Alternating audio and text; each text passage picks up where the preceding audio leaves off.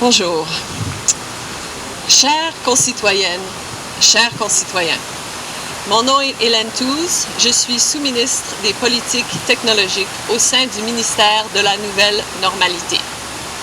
Fondé au printemps 2020, le ministère est une agence paragouvernementale d'éducation et d'action pour l'administration d'une transition juste.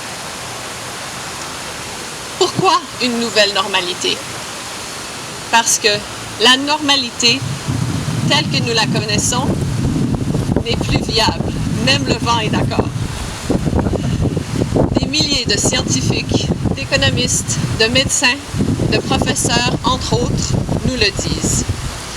Cette normalité mène vers l'extinction de la race humaine, sans parler de la vie animale et végétale qui plonge déjà vers un désastreux déclin.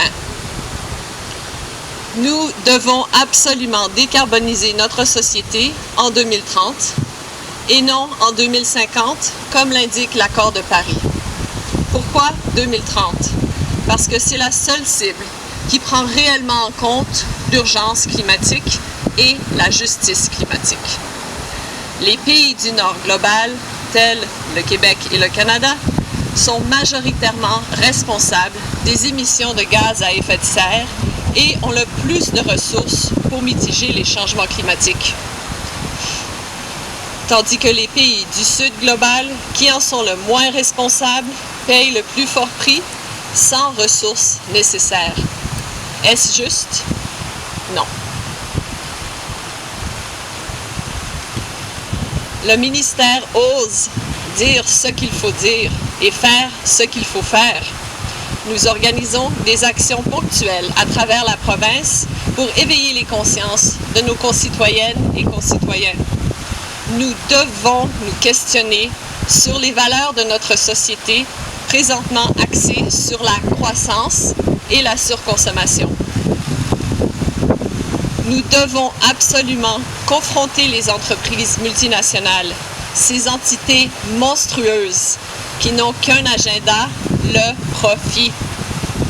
Il faut faire décroître le plus rapidement possible l'économie de notre société de consommation pour atteindre notre ambitieuse cible de 2030. Parce que, malheureusement, miser sur l'économie et la croissance verte et le développement durable est un très dangereux leurre. Comme le dit si bien notre conseiller Yves-Marie Abraham,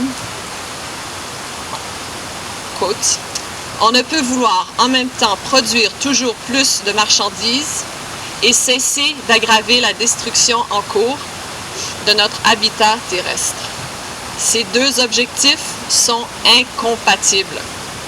Entre croître et durer, il faut choisir. Il faut donc réorienter nos valeurs vers la décroissance. Telle que la crise de la COVID nous a démontré, il y a certaines choses véritablement essentielles dans la vie. La santé, la nourriture, le logement, l'amour de nos proches. Par contre, la course contre le temps, le stress, la course au profit, la consommation à outrance, tout cela nous est apparu comme simplement non essentiel. Pourquoi donc retourner à cette normalité maladive? Il est grand temps de réorienter notre société vers une nouvelle normalité pour créer une société plus juste pour toutes et pour tous, non seulement ici au Québec, mais à travers le monde. Nous avons donc beaucoup de pain sur la planche au ministère. Notre ambitieux plan pour la session parlementaire d'automne s'annonce comme ceci. Nous allons élaborer le projet de loi numéro 2 sur les crimes climatiques. Ce nouveau projet vise à instituer un tribunal contre les crimes climatiques et à octroyer des pouvoirs exceptionnels au ministère afin d'appliquer les sanctions du tribunal pour poursuivre ses objectifs de justice climatique. Le projet de loi numéro 2 sera présenté en commission parlementaire en fin de session pour que nos concitoyennes et concitoyens puissent participer au débat. C'est notre vie, après tout. Entre-temps, les agents du ministère continueront leur travail de terrain pour informer les commerces et les entreprises sur la loi numéro 1 auquel ils sont déjà assujettis. Suite à l'adoption de la loi numéro 2, les commerces et entreprises qui refusent de suivre la loi numéro 1 verront soumis aux sanctions décrétées par le Tribunal des crimes climatiques.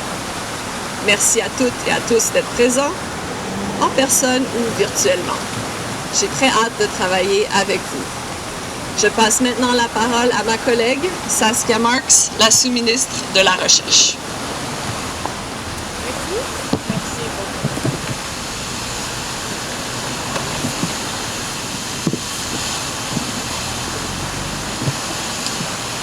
Merci, Madame Tooze.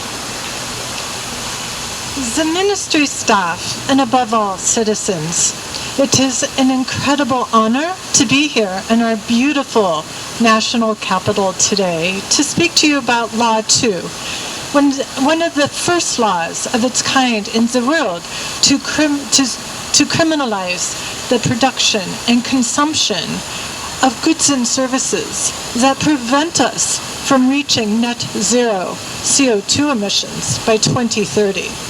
Our government's current target date for net zero emissions is the year 2050, a date which is not only suicidal, but is unachievable at the current pace of action.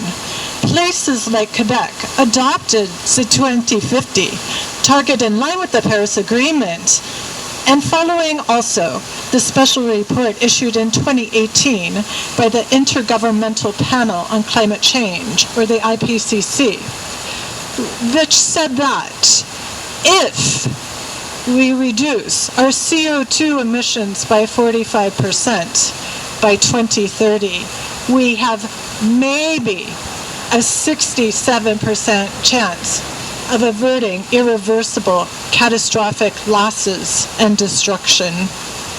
The IPCC's recent report, as terrifying as it is, actually underestimates the perils of business as usual by excluding important variables, including abrupt and irreversible positive feedback loops, such as the Arctic ice melt, which will rapidly accelerate the warming process.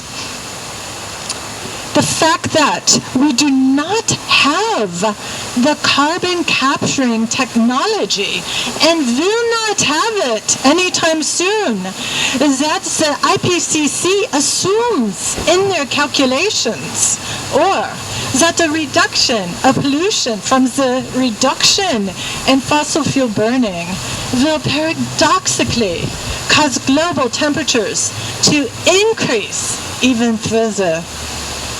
The ministry's 2030 Climate Law 1 is groundbreaking because it actually takes into account all the scientific variables and climate justice. Law 2 is designed to enforce the 2030 target date. It is not enough to just have a law. There must be structures in place to enforce the law. The law requires us to go after some of the worst offenders promoting consumption of non-essential goods and services.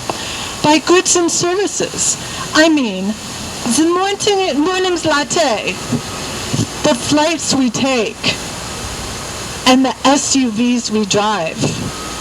This consumption is responsible for up to 60% of global greenhouse gas emissions. The ministry is targeting some of the most egregious perpetrators, including the fast fashion industry and SUVs. Stores like Zara, H&M, The Gap, and Old Navy account for a whopping 10% of global greenhouse gas emissions, which is more than all international flights and maritime shipping combined. And if this industry continues its pace of growth, by 2030, the greenhouse gas emissions will double. The ministry is also aiming at the light truck industry, which includes SUVs, minivans, and pickups. Since 1990, car sales in Quebec have fallen by 28%, while SUV and truck sales have increased by an incredible 246%. Even some hybrid SUVs, because of their size, use more gasoline than smaller gas-powered cars.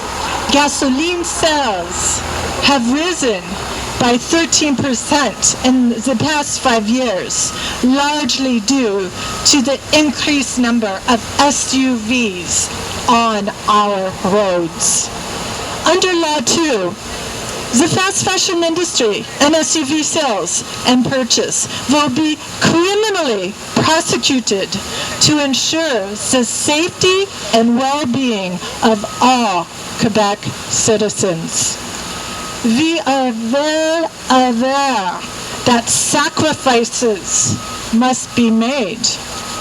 I cannot lie and say, tout va bien aller, but I can say, with these changes, we might have a fighting chance for a viable future for our children and grandchildren. Thank you.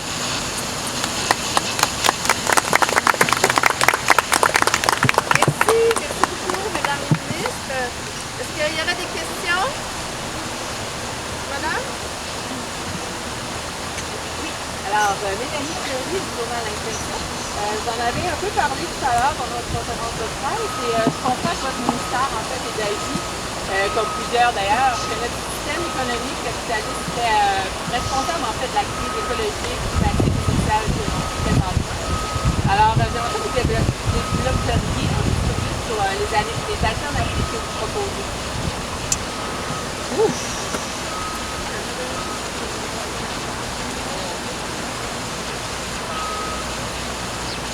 Est-ce que Madame Marx peut répondre en anglais? Je peux faire comme une traduction alternée.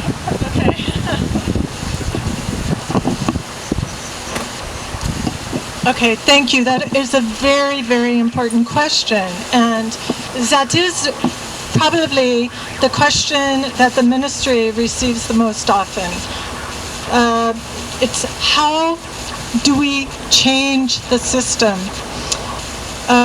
We are not policymakers, the ministry, but we do have a basic understanding of the things that need to be changed.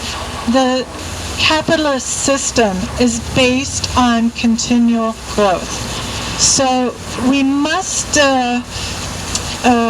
change that whole mentality. We cannot have gross national product as the measure of the success or the health of a country.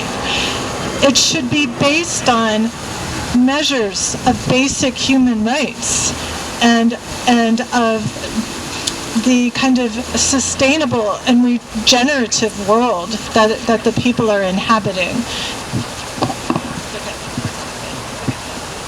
Donc, Madame Marx dit que c'est une des questions qu'on a le plus souvent au ministère et suggère qu'en fin de compte, il faut vraiment changer la paradigme parce que le système capitaliste est basé sur l'idée de croissance et donc il faut réorienter notre façon de penser, arrêter d'utiliser le PNB pour mesurer le niveau de succès d'un pays, mais vraiment se réorienter sur le niveau de, comment on dit, de bien-être d'une société. Donc carrément, il faut changer l'optique. On pense toujours que le capitalisme est ancré et que c'est un système immuable, mais c'est seulement un système. Donc on propose vraiment d'adopter l'idée en partie des communs, comme nous le suggère notre conseiller Marie Abraham. Donc, il faut changer l'idée, pas le communisme, parce qu'on voit que ça n'a pas nécessairement bien marché, mais l'idée des communs. Donc, que l'humanité a des biens communs et qu'on n'est pas à la quête de croissance éternelle parce que ce n'est simplement plus viable. Merci. Merci. Une autre question, madame? Geneviève Dorval, citoyenne. Je voudrais savoir, c'est quoi votre position par rapport à l'accueil des nombreux réfugiés climatiques qu'on peut s'attendre à avoir bientôt?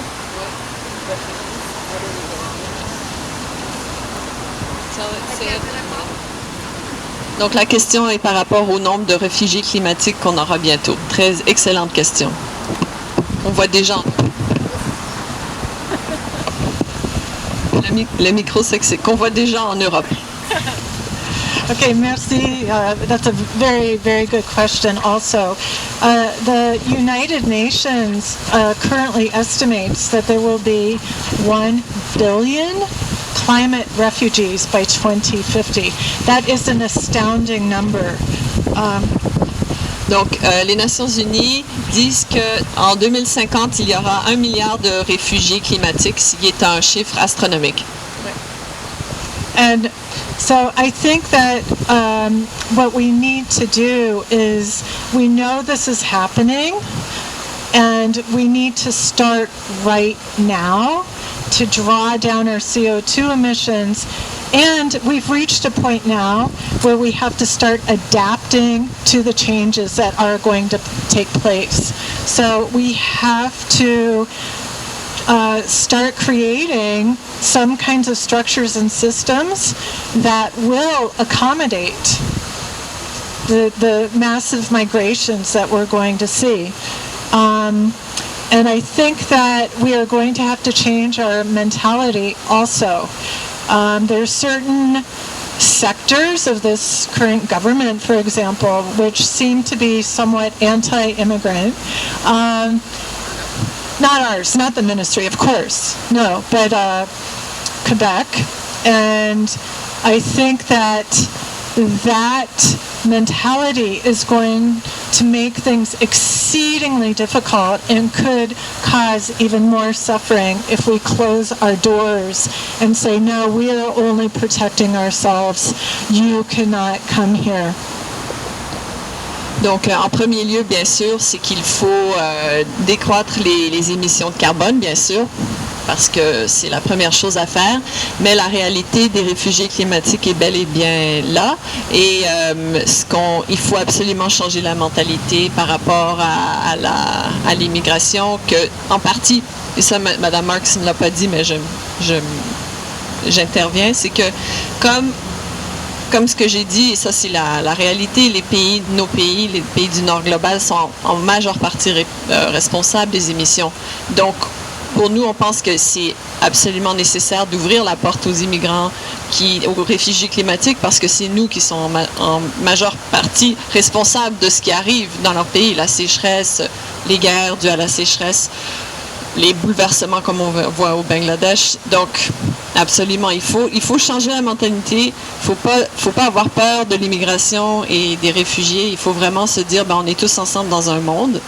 Et comme nous contribuons à ce problème beaucoup plus, on doit répondre, on doit les accueillir, un peu comme quand il y avait beaucoup des immigrants juifs qui s'échappaient de l'Europe pendant la Deuxième Guerre mondiale et l'Amérique du Nord leur a fermé les portes. Donc c'est impensable, il faut absolument les accueillir et vivre avec, changer notre société en conséquence. Monsieur derrière, après je reviens là-bas. On a beaucoup de difficultés à pouvoir bien encadrer notre réalité. Mais cette année, le gouvernement s'en vient avec une politique nationale de l'aménagement du territoire. Est-ce que cette loi-là, ça peut être la fondation du renouveau de notre pensée environnementale ou de ainsi mieux répertorier notre avenir? C'est comme ça que les hommes, on peut vous aider, mais on voit qu'il manque de politique nationale. C'est pas dans notre agenda cette session-ci. C'est une belle question que vous apportez, monsieur.